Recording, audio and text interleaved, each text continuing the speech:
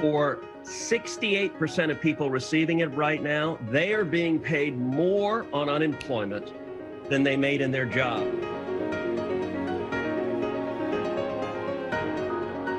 Big tech has an arrogance that they believe their political views are the only ones that matter, and they're going to silence anyone who disagrees. And it's a very profitable approach.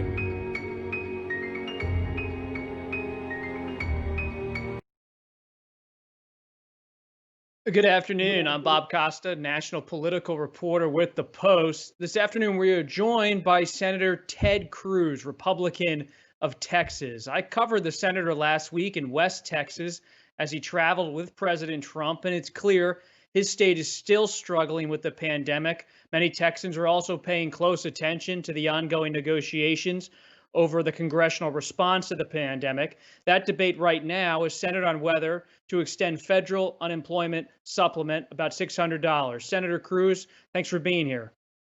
Bob, always good to be with you. Last time I saw you, we were in the great state of Texas. So good to be with you virtually now. Good to be with you. Senator, what is your message today to unemployed Americans, unemployed Texans who are pleading with Congress to extend that $600 unemployment supplement? Well, I think what Congress's priority needs to be is helping people get back to work. We've got two simultaneous crises that we're dealing with in this country. We've got a global health pandemic. Over 600,000 people have died worldwide as a result of the coronavirus.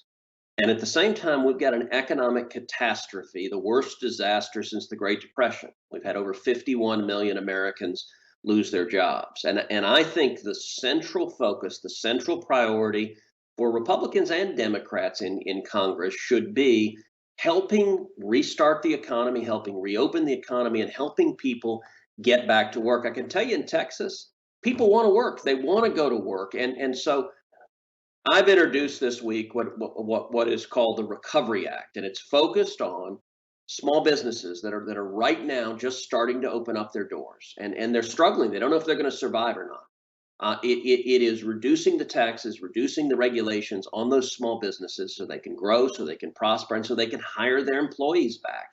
We've got to create conditions where people can return to providing for their families. If we keep the economy shut down for months and months and months, the pain and devastation we've seen will only get worse. The answer is to help people get back to work. Senator Cruz, while you pursue your own legislation, will you support or oppose a bipartisan deal that includes an extension of the unemployment benefit? Well, there are a couple of questions there. So there's number one, we've had unemployment for a long time, and unemployment is typically limited to 13 weeks. I think it makes sense to extend the time period that unemployment benefits are available. And that I think is quite reasonable, because this is a crisis. It's an unusual crisis caused by a virus that came out of China and has impacted the whole country.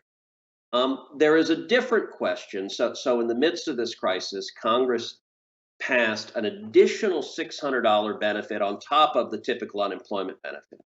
I think that was a mistake, and it's caused really negative incentives throughout our economy, because what it's doing is, for a great many people right now, the state government and federal government together are paying them more not to work than they were making working. And that is, the effect of that is keeping our economy shut down. We need to have instead robust incentives to work. And so the Recovery Act that I'm pushing repeals the payroll tax for the rest of the year. What that means is that's an immediate pay raise for everyone working across this country. It's a reduction in the cost of hiring people for employers, and it's a pay raise for employees.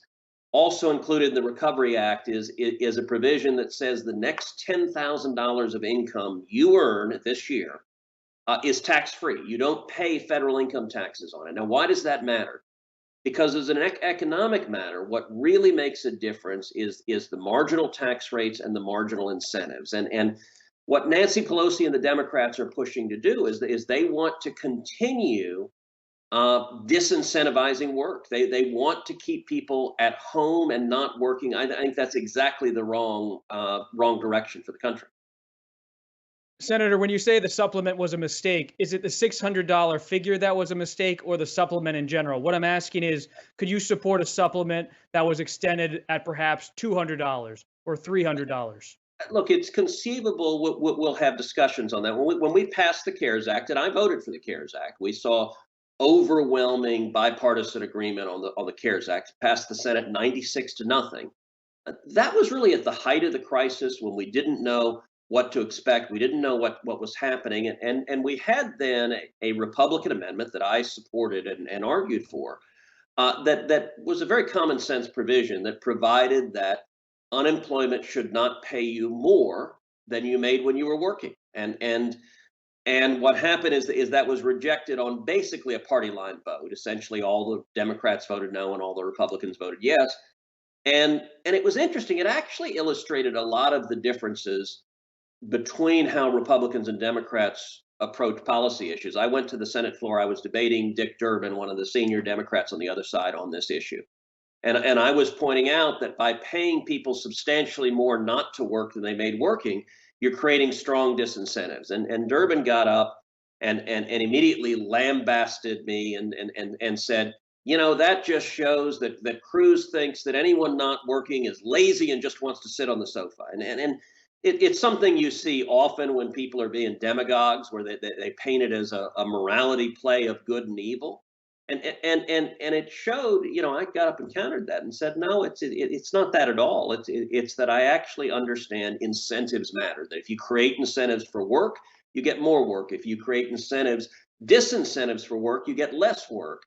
And look, from the perspective of, if you're a single mom, if you're struggling to feed your family, and suddenly the federal government is paying you a lot more money not to work than to work, you love your kids. You're gonna do what they're paying you more for, because that's providing for your family. But that's a terrible incentive for you. That's not in the long term helping you, and it's certainly not helping the entire economy and everybody. So we ought to be creating incentives, making it easier for people to go back to work and provide for their family. I think that's what most Texans want. I think it's what most Americans want. Senator Cruz, you mentioned Speaker Pelosi. Are you worried that she could outmaneuver the White House in the final days of negotiation? I am very worried about that. I think Nancy Pelosi and Chuck Schumer have made a really cynical political decision, which is, I think they've looked at the economy and they've decided, we're 90 days out from an election. They've decided that if 51 million people are still unemployed come election day, if they're sitting at home, if they're broke and pissed off and depressed and demoralized about the future, I think Pelosi and Schumer think politically that's good for them, and that's how Joe Biden wins. And so everything about the Pelosi legislation is designed not to create a single job, but to keep everyone unemployed right where they are. Now, that is a terrible outcome for the country. And right now, the Republican leadership plan doesn't actually include all that much to create jobs either. I mean, in many ways, it's just a smaller version of Nancy Pelosi's plan, neither one of which does a lot to create jobs. It's why I've introduced the Recovery Act, because our focus, the people who are at home want to be working, and we need to be creating an environment where it's easier for them to work and work safely. And this is actually an important point to highlight as well, Bob. Part of the Recovery Act is also a tax credit for employers to provide COVID-19 testing for their employees. Listen, everyone wants to be able to go to work and work safely.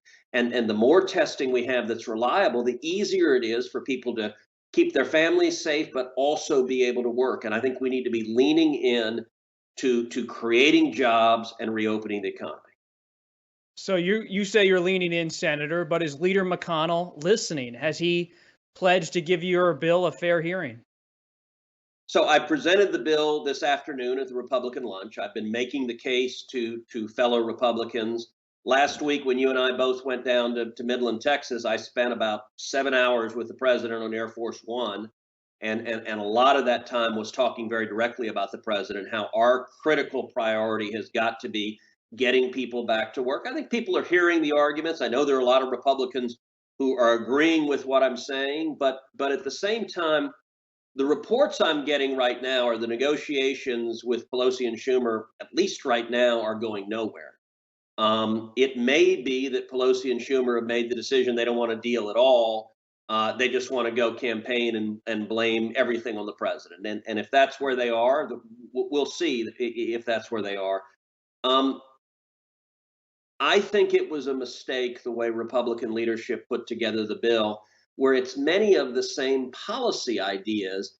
And so, for example, one of the things in the Republican bill is another check for $1,200 just sent to everybody. Now, look, there are a whole lot of people who don't need it, who got that check the last time, don't necessarily need that check this time. I think they're much Who's to better. say they don't, Senator? Who's to say they don't need it?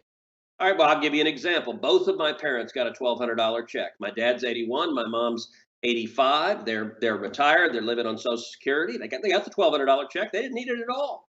The $1,200 check is basically what Pelosi's approach is, and sadly some Republicans, is just basically dumping cash from a helicopter, and that money doesn't create jobs. You're much better off reducing taxes like I propose, which gives people a pay raise and gives them an incentive to go work and gives the business an incentive to move forward. That's much better off for the economy than just throwing cash at a helicopter. Senator Cruz, you said you were with President Trump on Air Force One. I saw you there, covered that trip. We have a question from our audience, Judy Heller from Pennsylvania. She asks, how do you think President Trump has handled the pandemic? What would you have done differently? Um, Listen, I think the administration, the president, have done a number of good things. I think there were clearly rocky moments in handling the crisis. Although, to be fair, just about anyone dealing with a crisis of this magnitude, there are going to be rocky moments and What do you mean mistakes. by that? What was the Well, rocky moment you're referencing? so for example, early on, the rollout of the testing did not go well, and I think it was a serious mistake that the CDC tried to develop all of the testing in-house. They tried to keep it within government, and the problem was the lab they were using to develop the early tests had a contaminant in it, so the early tests were not reliable. And there was a whole period of time where it was practically impossible to get a test, and that was a real problem. Now, it ended up getting improved substantially when they decided, let's not keep all the testing in-house within government, but rather let's let private labs, let's let private universities develop tests and produce tests. And the FDA had been standing in the way of private labs developing tests.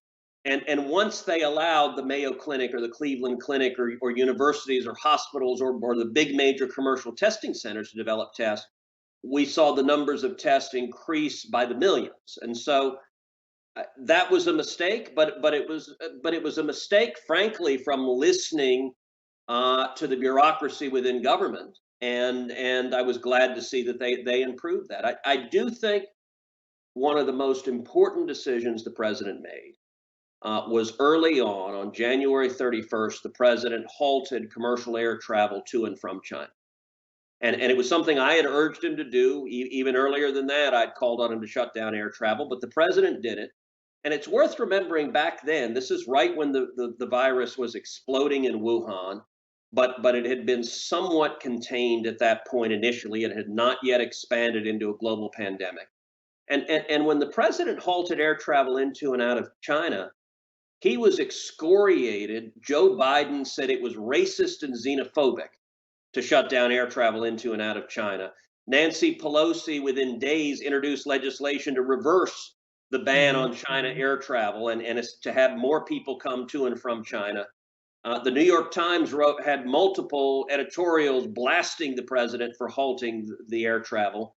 I chaired a Senate hearing shortly thereafter where we heard from experts from the CDC and the Department of Transportation and Customs and Border Patrol, and all of those experts testified that halting the travel into and out of China substantially slowed the spread of the virus, that it was a positive step that saved lives. So I think that was one of the better steps the administration did. And we need to keep being aggressive fighting this virus and using sound science and common sense to limit the spread. But we also need to be aggressive reopening the economy and letting people go back to work. You mentioned the FDA and just their sound science. The president keeps touting hydroxychloroquine, breaking with his own FDA guidance on that drug. Do you think the president should stop doing so? You know, I think this is a very strange time politically, where everything is viewed through a partisan and political lens. I can tell you personally, I've spoken to multiple doctors who are treating large numbers of patients with COVID, and multiple doctors have told me in Texas that prescribing hydroxychloroquine and zinc and erythromycin that they've seen really positive results. Now, you ask me personally, I have no idea. I'm not a doctor. No one in their right mind would take my medical advice. And what's strange about this is in today's political environment, everything is viewed through a lens of Trump. So because Trump said positive things about hydroxychloroquine, suddenly a lot of the left, a lot of the media said, oh my God, it's the worst thing on earth. You can't prescribe it. Well, no, the Look, FDA said frankly, if that. you or The I were FDA sick, said I can the tell FD, you the I've FDA offered spoken caution about it. I can tell you I've spoken to multiple doctors who've said that they've seen serious and positive results. There have been studies that have shown positive results. Some of the early studies that showed negative results were actually retracted because they had errors. And my view is simple. We ought to listen to sound science. We ought to listen to medical science. Twitter and Facebook are banning scientists and doctors talking about the data, talking about hydroxychloroquine. I think that's bizarre. I think it's wrong to be trying to silence discussion about this. Look, if I was sick, if my family was sick, we'd go to our doctor and try to get the best medical advice we could. But in today's hyper politicized world, whatever Trump said is treated as, well, we got to do it or we got to hate it because he said it. That I think people are more interested in common sense and actually solving these problems rather than everything being a political gladiatorial match. Senator, you talked about when the president made his decision on air travel from China. You've actually been sanctioned by China because of your comments about China, the Chinese government, the Chinese Communist Party, on human rights, on its treatment of Muslims, on the new national security law in Hong Kong. But my question is, we know your criticism, it's out there. But what should the president, what should this administration do next? Should it walk away from trade talks because of all the issues you've outlined? So it's a great question. Let me answer it in a couple of parts. As you noted, several weeks ago, China announced they were imposing sanctions personally on me and banning me from travel to China. And I have to admit, I took that and take that as a badge of honor. For the last 8 years in the Senate, I have been trying to sound the alarm that I believe China is the single greatest geopolitical threat facing the United States for the next century. And to be honest, for much of that time, there have been a lot of apologists for China in Washington, a lot of Democrats and a lot of Republicans who frankly look at China and they see a giant dollar sign. They want access to that market and they're willing to overlook just about everything else. And I think the most consequential foreign policy consequence of this pandemic is going to be a fundamental reassessment of the United States' and the world's relationship with China.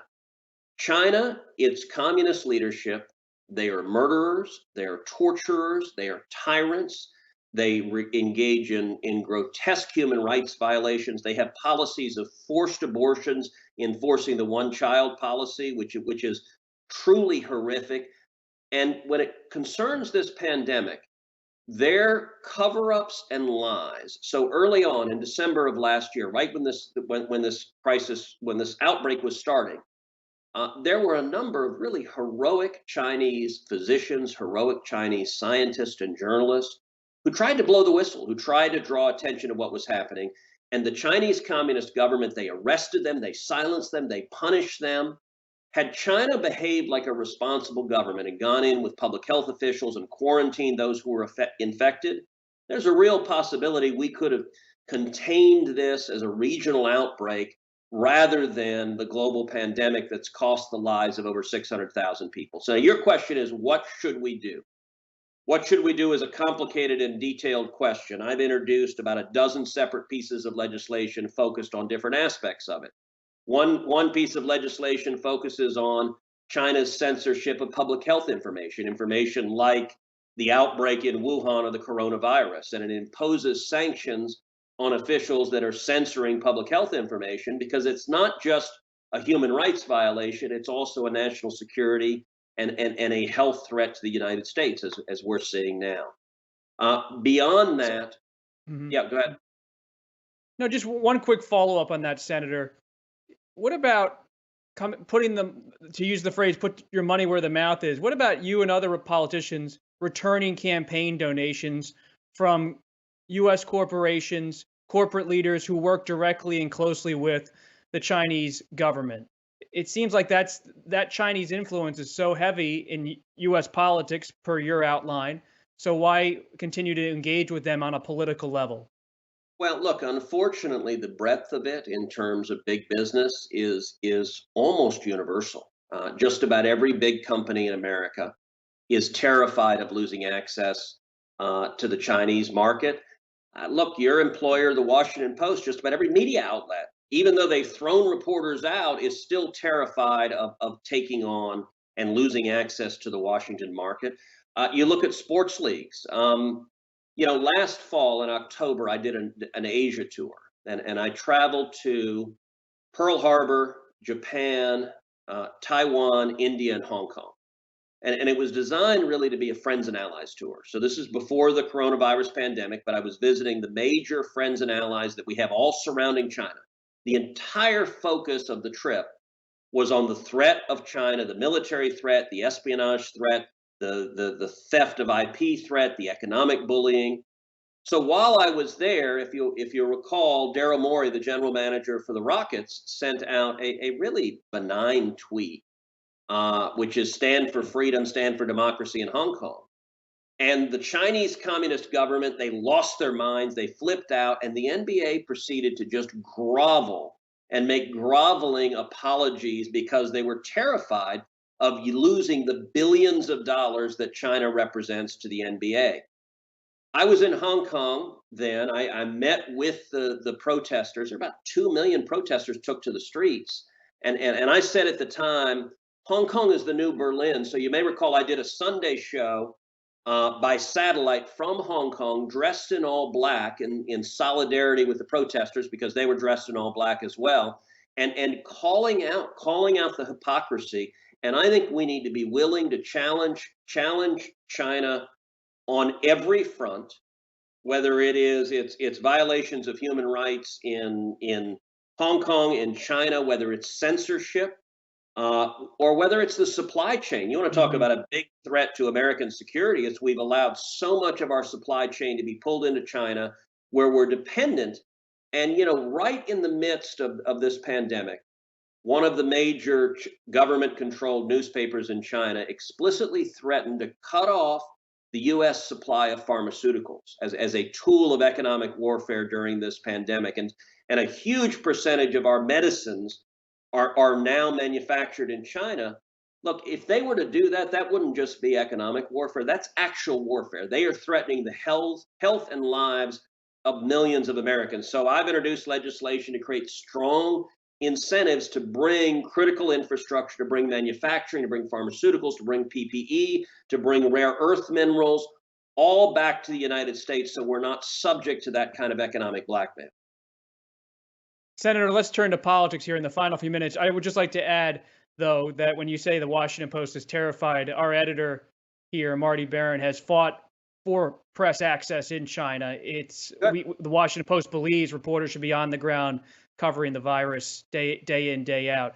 But looking at the convention, Senator, you saw the president said he may give his acceptance speech from the White House, a residence paid for by taxpayers. Is that a good idea or a bad idea? I don't know. We'll see. And I haven't looked at the Hatch Act restrictions and if there are limitations on that.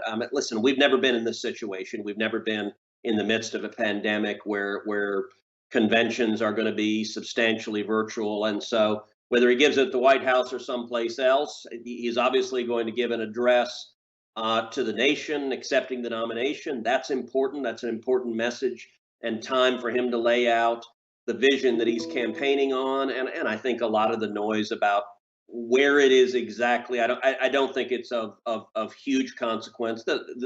He'll give it from a place, and the substance matters more than whatever room he happens to be sitting in. Senator, will you speak at the convention 4 years after you offered the president, then the nominee, your congratulations, but not an endorsement in Cleveland? So I don't know. I'm happy to, and I'm certainly spending a lot of time campaigning, making the case. I'm supporting President Trump for reelection because I think that the policies that have been implemented in the last 4 years have by and large been very, very positive and have produced real results. Before this pandemic, we were in the middle of an incredible economic boom. We had the lowest unemployment in 50 years, the lowest African American and Hispanic unemployment ever recorded. Those are policies I've worked very closely with the president in implementing. I'm spending a lot of time also trying to help Republicans keep control of the Senate, trying to help Republicans take back the House. I think ever since Nancy Pelosi took the gavel, all meaningful legislation is ground to a halt, and about the only thing they've done is impeach the president. I do think we're seeing a phenomenon where the Democratic Party they've really unleashed the craziest voices in their party. That the people who are driving the train, it's not Joe Biden. It's instead the voices that are ascendant are Bernie Sanders and Elizabeth Warren and AOC, and they're pushing socialism. They're embracing radical positions like abolishing the police, which, frankly, Bob, 2 months ago, if I'd have told you the Democrats are arguing for abolishing the police, you would have said, "Come on, Ted, that's a bit nuts. No one is going to embrace that." That's where the angry extreme in the Democratic Party is, and it's driving their agenda. So I think this election is massively consequential, and I want to see us move in the direction of free enterprise, of more jobs, of lower taxes, of protecting our constitutional rights, of securing our border, of keeping us safe. And I think the Democratic Party is running in a much more dangerous and much more radical direction. Are you concerned about voting by mail in Texas? I am, and if you look at voting by mail, there's number one, just the logistics of it. You look at the congressional race in New York, where 6 weeks later we still don't know who won. That there are a lot of just problems implementing it. But more broadly, voting by mail and absentee voting makes voter fraud much more possible. In the state of Texas, we allow seniors, people with significant health issues, to vote by mail, but it's fairly strictly regulated, and it works pretty well in Texas.